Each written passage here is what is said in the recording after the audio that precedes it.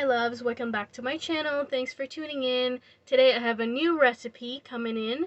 I just wanted to let you know before I start the video that unfortunately for the time being, at least for today's video, I am still recording on my phone camera. I did get new equipment for the videos, that will be coming in by the end of this week, so that way I can shoot better. I can actually focus on the ingredients and the food better. Um, so once that comes in by the end of this week, at least by next week when I post a new video coming in, we will have better focus, better sound, better everything.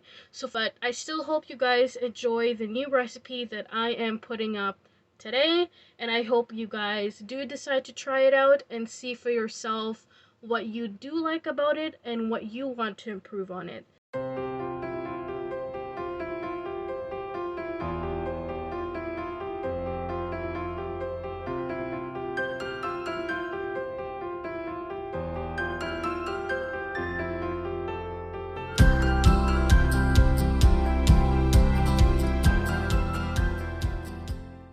Now we have the potatoes ready and skinned as well as chopped. Try to make the potatoes all the same cuts, like about 1 inch each, just so they cook evenly. I only used 2 potatoes. Um, Depending on how big your potatoes are, if you find that they're small, then I would say use more. But if you did get the larger ones, then I wouldn't use too many. And it also depends on how many people that's going to eat the salad. For me, there's only 2 of us, so we don't need that much in terms of potatoes and ingredients. But for, like, let's say big families or big groups, it's good to use a lot of the potatoes and a lot of the spices as well. Um, just make sure the potatoes are skinned and washed properly. If you're gonna use the big ones, I would say skin them and make sure to wash them properly. I wouldn't cook with the skin on. But if you're gonna use the potatoes that are like in the bag, the small ones, you can use the skin. Just make sure you wash them properly as well. Also prepped the red onions as well.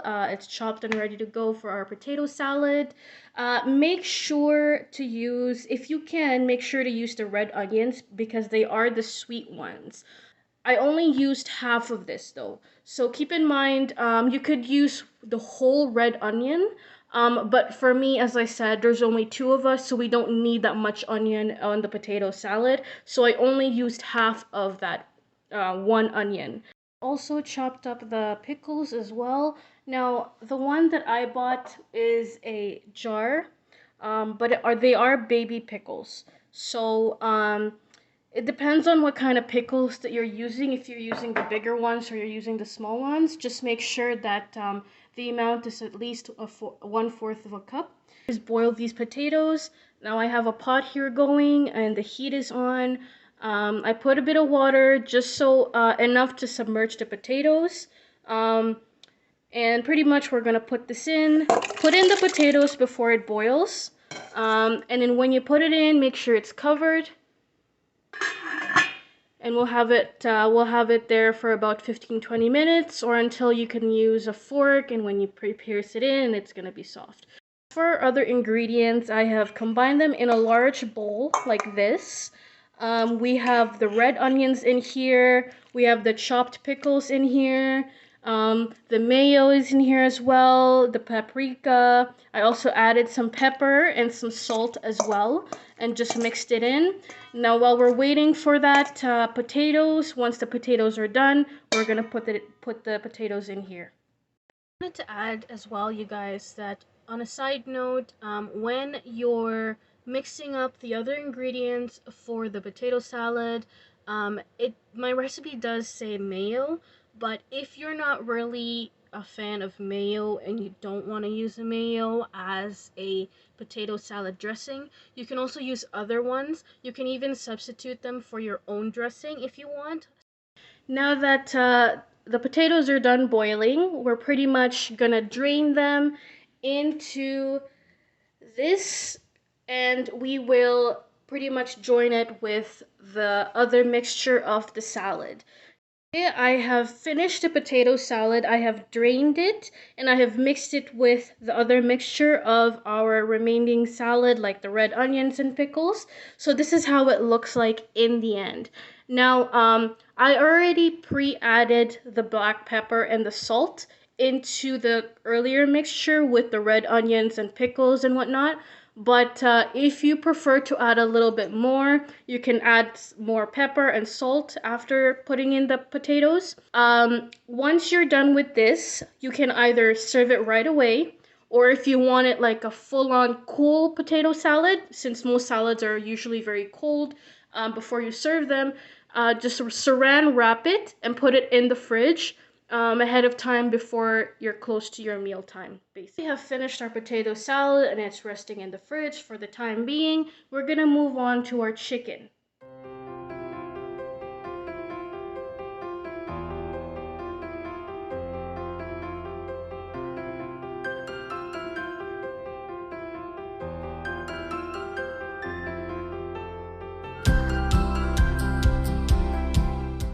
All the ingredients ready to go. We have the chicken drumsticks here that I have defrosted. I would say make sure to defrost your chicken ahead of time. We have 4 eggs here. We have the Cajun seasoning. We have cayenne pepper. I'm using the Himalayan salt, but you can use pretty much any salt that you have in your pantry. We have the breadcrumbs and we have the salt. And in this bowl, we have all the measurements ready to go for all these ingredients. Our eggs are beaten, the breadcrumbs are mixed. With our chicken, I just set aside the ones that I won't be using for the recipe today, and I'm only going to be using 8 of these. Because my chicken was frozen, what I did was I used tissue paper just to pat it dry, just to take out all the excess water and liquid, just so when you're dipping it in these, it won't be as wet. So make sure that before you dip it in an egg and the breadcrumbs, make sure you pat the chicken dry if it is frozen, or if you feel that there are some liquid in the chicken. The first thing you do is coat it with the egg. Always make sure when you're coating with the egg and the breadcrumbs, make sure that it's fully coated. Don't try to lessen. Make sure it is fully coated. If you need to use more ingredients, make sure to use more. Make sure to saturate the chicken. Make sure it's coated with the breadcrumbs. There we go. I'm gonna go into our second chicken. Now, as I said, this recipe is very simple. It won't take you very long to make and to prep, compared to like other recipes where you have to prep like one day ahead or whatnot. If you are in a hurry for the day, you can. This is a very good recipe if you're planning to go out for work, or you have work to do and you're not able to fully commit to being in the kitchen for the entire day. This is a very good, quick, easy recipe that you can pretty much prep ahead if you need to, and just cook it when it's time for the meal, basically. So as you can see, all I'm doing is making sure that the chicken is coated with the breadcrumbs. And just keep in mind as well that once you've dipped the raw meat into the breadcrumbs and the egg, you cannot keep whatever excess is in the bowl afterwards. So that's why I said earlier, is try not to be very little when it comes to coating the chicken. Use as much as there is. even if you have to add a little bit more just to make sure that everything is coated properly, do that, because at the end of the day, whatever you've already prepped, you cannot keep it in terms of the breadcrumbs and the beaten egg. So depending on whether you have excess, let's say, and you know for sure that all your chicken is fully coated, you can always dip more chicken if you want to make more chicken. For me, we don't really need that many chicken. So that's why I set aside the rest of the chicken that I won't be using for this recipe. Um, but yeah, so pretty much this is all you're doing. You're pretty much just dipping it in the egg first. Make sure that it doesn't get anywhere else. And then when you're done, dip it in the breadcrumbs. Always make sure it's fully coated. Even if you have to even if you have to bathe the chicken with the breadcrumbs, make sure every nook and cranny of the chicken is covered with the breadcrumbs.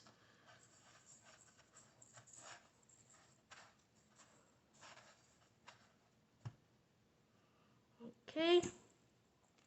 Now, I've shown you what to do for the preparation of the chicken. I will show you what the temperature you're going to be using for the air fryer.